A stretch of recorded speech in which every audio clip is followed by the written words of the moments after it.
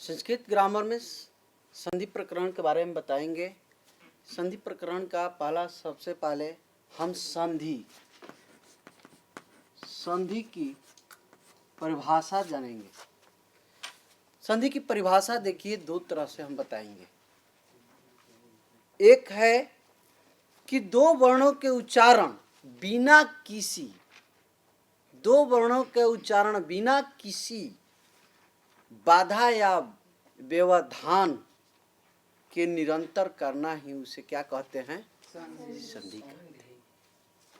और दूसरा परिभाषा है कि दो वर्णों के संयोग से जो विकार उत्पन्न होता है उसे हम क्या कहते हैं?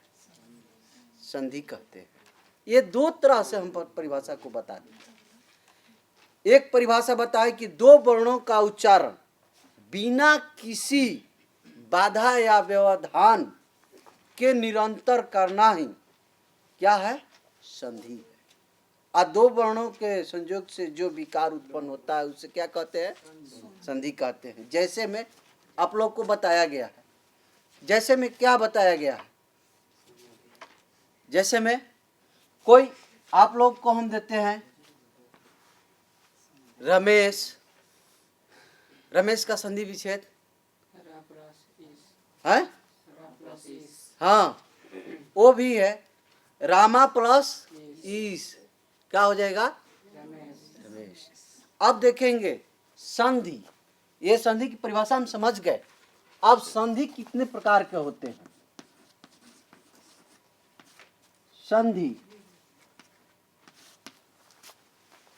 संधि कितने प्रकार के होते हैं? संधि तीन प्रकार के होते हैं।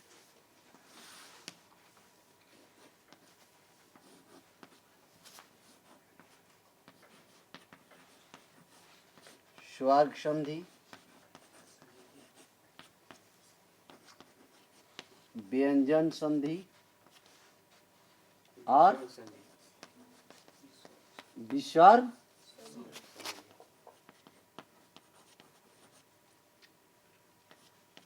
संधि।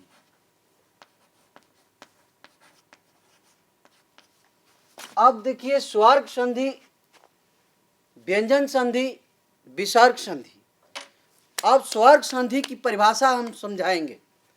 स्वर्ग संधि किसे कहते हैं? दो स्वर्गों के मेल से जो विकार उत्पन्न होता है उसे हम स्वर्ग संधि कहते हैं। जैसे में आप लोग को वो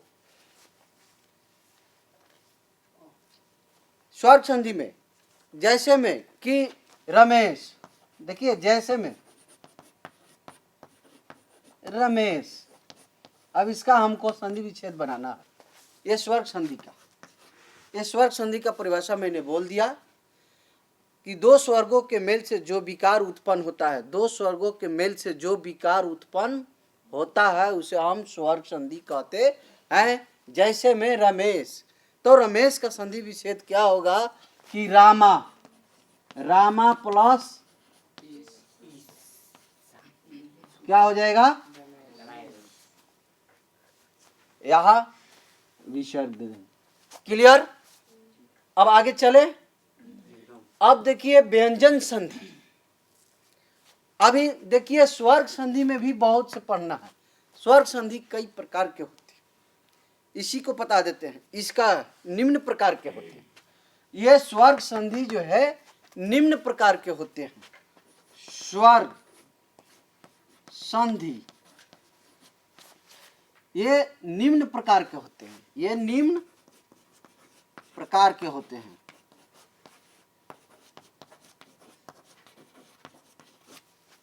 समझ गए? जैसे में देखिए, ये दीर्घ संधि, गुण संधि और वृद्ध संधि, यण संधि, यादि संधि, ये स्वर्ग संधि का है। ये स्वर्ग संधि में 5 प्रकार के होते हैं। समझ गए? कौन कौन है? यहां लिखा हूं कि स्वर्ग संधि निम्न प्रकार के होते हैं। अब देखेंगे हम आगे कि वृद्ध संधि क्या है। दीर्घ संधि दीर्घ संधि के बारे में हम देखेंगे कि दीर्घ संधि क्या है। दीर्घ संधि इसके बारे में हम पढ़ेंगे। पहला में ये दीर्घ संधि है कि अ, ई, अ, छोटा ई, छोटा उ, री, ली, इस प्रकार ये प्रहार के बाद में यदि कोई श्रवण स्वर्ग में अ, ई, उ, री, ली वर्ण हो तो पूर्व और पर दोनों को स्थान पर क्या होता है? स्थान पर दीर्घ संधि होता है। जैसे में देखिए, जैसे में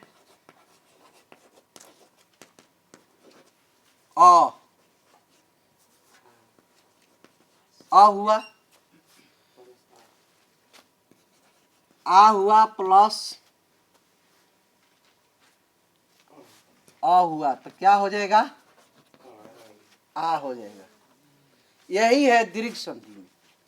और इसी में छोटा ई प्लस बड़ा ई। अब इसको क्या करेंगे कि छोटा ई प्लस बड़ा ई कोमा, यहाँ दूसरा है, प्लस ई हो जाएगा तो क्या हो जाएगा? बराबर ई हो जाएगा। इसी तरह दीर्घ संधि में ये बनता जाएगा। और आ है तो इसमें क्या बन जाएगा? आ बन जाएगा। ये दीर्घ संधि है। अब हम ठीक आगे बढ़ते हैं। दीर्घ संधि के बाद अब हम आगे बढ़ते हैं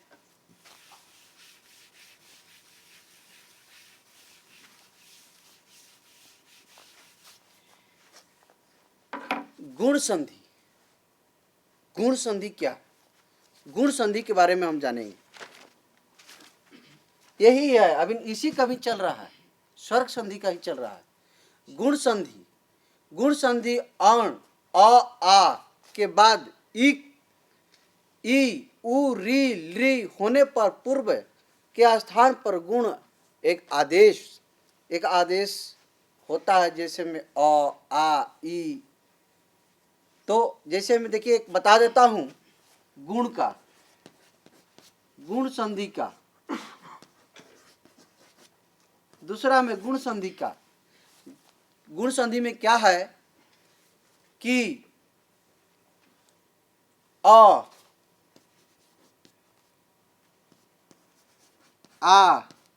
प्लस आ प्लस उ बड़ा उ, छोटा उ बड़ा उ। इसमें भी देखिए छोटा आ दिए हैं, बड़ा प्लस उ दिए हैं, छोटा उ बड़ा उ। ये है गुण संधि में। ये गुण संधि में है इसका।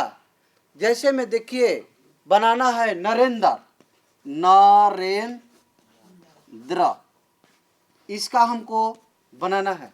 ये गुण संधि का है, इसका हमको क्या करना है? इसका संधि बनाना है। तो नरेंद्र का हम संधि विच्छेद कैसे बनाएंगे? नर, नर प्लस इंद्र, नर प्लस इंद्र क्या हो जाएगा? नरेंद्र। ये गुण संधि में, समझ गए? इसके बाद और एक और बताएंगे महेंद्र, इसी का महेंद्र।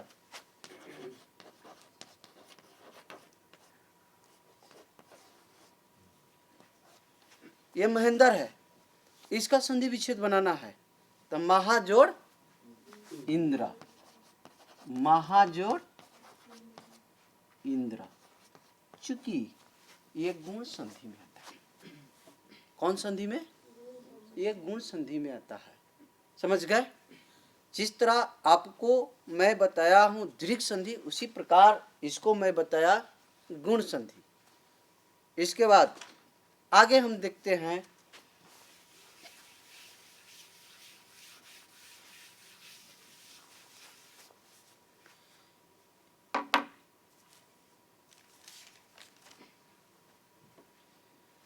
तीसरा में देखेंगे वृद्ध संधि।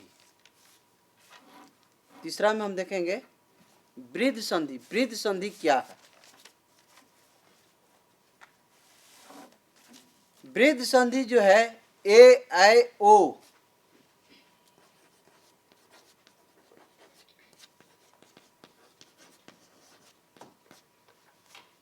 ए आई ओ रहे तो दोनों का स्थान में वृद्धि आदेश होता है। से अ में अ या आ के बाद यदि ये लिखेंगे, ये क्या है? ए, और ये भी क्या है? ए है। तो ये दोनों में क्या है? चूंकि ए आए ये पर इकले है, इस पर नहीं है, मगर हम पढ़ेंगे दोनों को ए पढ़ेंगे ना। तो इसके बाद अब हम देखेंगे कि इसका संधि विच्छेद बनाना है कि स्वागतम। ये वृद्ध संधि में स्वागतम,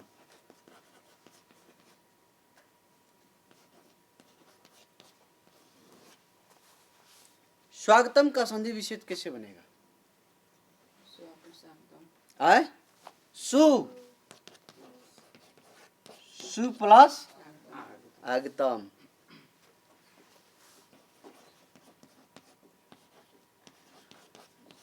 क्या हो जाएगा? स्वागतम। ये कौन सा है? ये वृद्ध संधि में आता है। ये कौन सी संधि में? वृद्ध संधि में आता है। इसके बाद अब हम देखेंगे वृद्ध संधि के बाद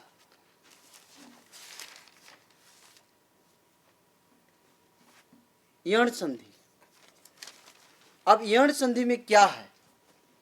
यण संधि इक अर्थात ई उ री लृ के बाद यदि कोई निम्न स्तर हो तो इनके स्थान को यू उ सु ये सारे चीजें जो है यण संधि में आते हैं।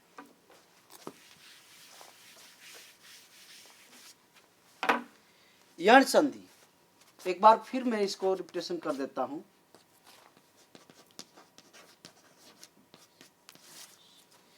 यण संधि का अर्थात ई उ री लृ के बाद यदि कोई निम्न स्तर पर हो तो ई के स्थान को यू में ही हम लिखते हैं।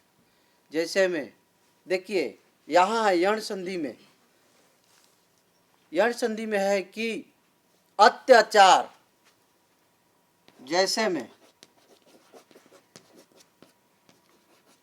आप बताए हैं ना, तो यही है अत्याचार।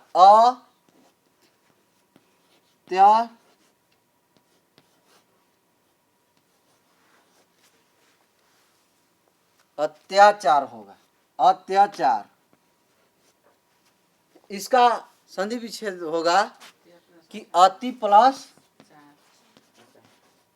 क्या हो जाएगा? आचार होगा कि अचार होगा?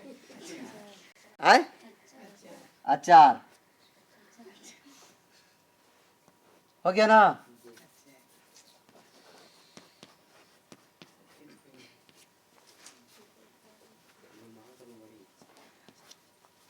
अति प्लस अचार यानी अत्याचार, ये यण संधि में है। अब हम आगे पढ़ेंगे यण संधि के बाद आयादी संधि। अभी स्वर्गीय संधि में हम चल रहे हैं। अब इसका हम पढ़ेंगे आयादी संधि। आयादी संधि क्या है? ए ऐ ओ औ के बाद यदि कोई स्वर्ग वर्ण होता है या रहे तो एक का ऐ और ऐ का ऐ ओ अब तथा औ का औ हो जाता है। जैसे में कि नया नाम, देखिए आयादी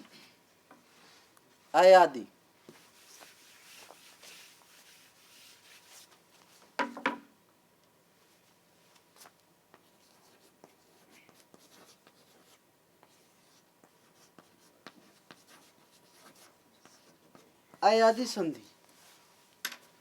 अयादि संधि ए ऐ, देखिए दे देते हैं ए ऐ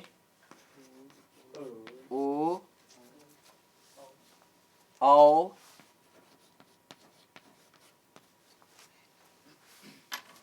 के बाद यदि कोई स्वर वर्ण हो रहे तो ए का या ऐ का ओ का अब तथा दोनों का औ हो जाता है। जैसे में अब देखिए नयनम,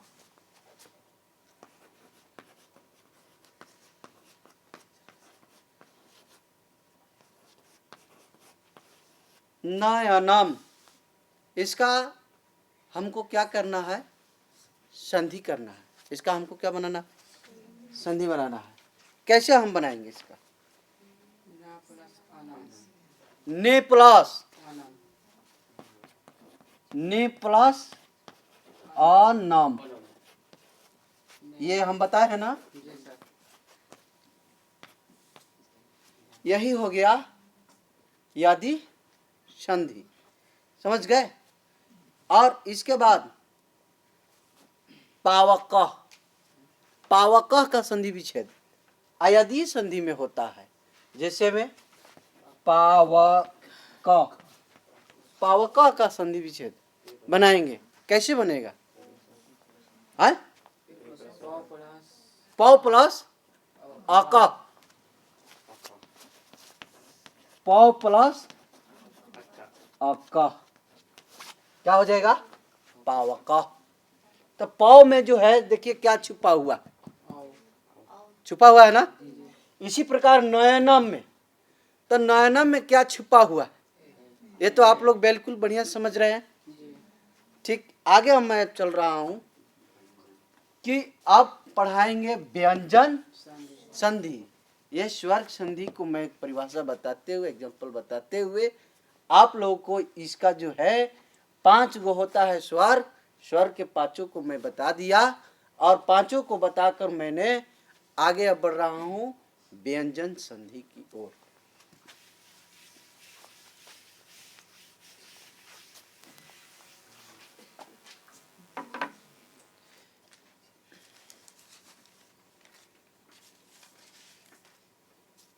देखिए व्यंजन संधि,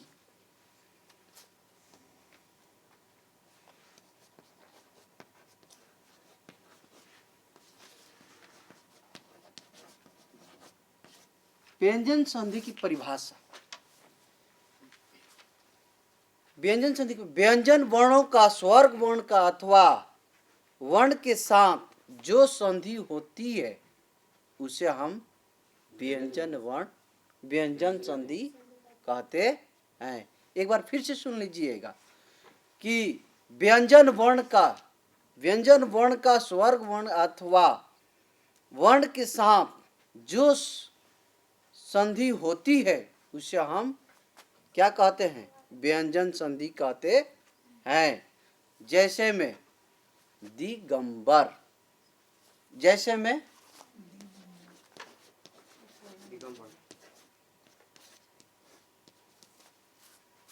इसका परिभाषा बताते हैं। जैसे में दिगंबर,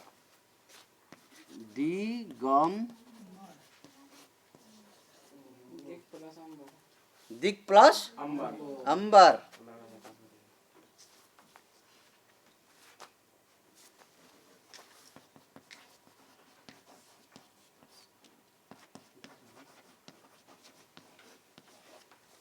ये है व्यंजन संधि। और है व्यंजन संधि में और कुछ है, जैसे में संयोग,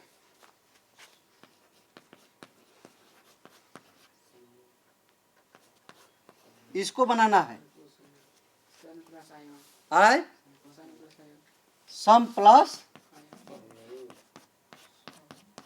अयोग, सम प्लस योग, सम प्लस योग, ये क्या हो गया? संयोग।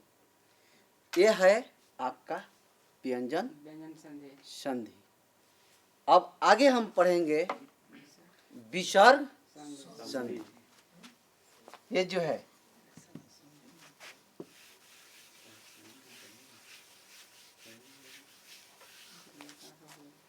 इसको मैंने बता दिया, इसको भी बता दिया, अब इसको बताना। विसर्ग संधि,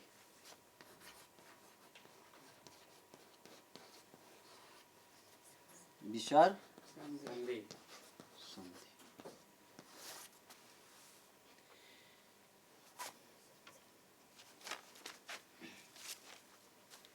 देखिए, स्वर्ग या व्यंजन वर्णों के साथ, स्वर्ग या व्यंजन वर्णों के साथ विसर्ग की जो संधि होती है उसे हम क्या कहते हैं?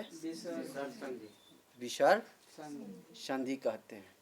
जैसे में मनोहर, तो मन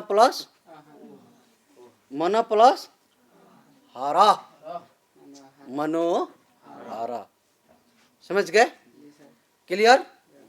तो अब इसके बाद आपका विसर्ग संधि भी क्लियर हो गया ना? अब बच्चों, आप लोग संधि के बारे में पूरा इसको जानकारी हो गया?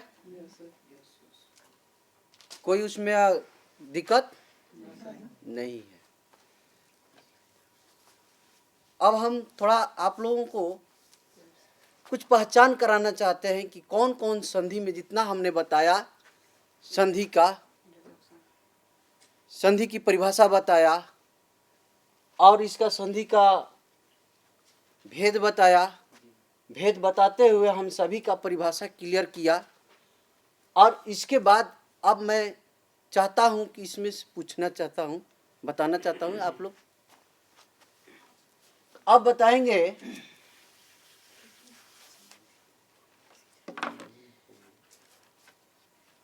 कि संसार कौन संधि का है? व्यंजन संधि का। क्या है? संसार, यानी सम प्लस सार, ये क्या है? संसार। ये कौन संधि का है? व्यंजन संधि का है। और अभी मैं बताऊं, पूछना है, मनोहर जो है कौन संधि का है? विसर्ग संधि का है। मन प्लस हार, मनोहर। और इसके बाद रमेश कौन संधि का है? स्वर्ग संधि का। हाँ, इसका कैसे बनेगा? इसका संधि विच्छेद कैसे बनेगा? रामा प्लस रमेश। और इसके बाद और किसको बताए हैं? अब रविंदर है, ये कौन सा संधि का? रविंदर, गुड नहीं, रविंदर कौन है? दीर्घ संधि का है। गुण संधि का नहीं है, गुण संधि मत पूछिए। हाँ, ये सारे चीजों को देखिए, हम बताया गया है ना, डीपली में बताया ना कि आ ई सब बड़ा ऊ ए करके बताया ना, तो तब फिर उसमें काहे आप लोग चुक जाते हैं? देखिए कि सर जी कहाँ बताए हैं हमको। जैसे कि हमने बताया है पवका, तो पौ धन आका, ये कौन संधि का है? ये कौन संधि का है? विसर्ग संधि का। मैंने बताया है ना, ये विसर्ग संधि। जहां विसर्ग लग जाएगा तो वहां समझिएगा कि ये विसर्ग संधि में। और इसमें भी ध्यान देना है कि बहुत से संधि जो है वो अलग अलग अपनी अपनी जो है स्वर को ले जाती है, व्यंजन को भी ले जाती है। तो देखना है कि हमको कैसे इसको खंड करना, कैसे इसको हमको बनाना। समझ गए? तो यही है। और संधि, अब आगे हम पूछना चाहते हैं कि इसमें दीर्घ संधि, कुछ हम आप लोगों से चाहते हैं पुनरावृत्ति के लिए कि दीर्घ संधि में जो है, दीर्घ संधि का आप लोग स्वर्ग में कोई बता सकते? स्वर्ग में कौन कौन सा है? बैठे बैठे बता सकते हैं। स्वर्ग संधि में, स्वर्ग संधि में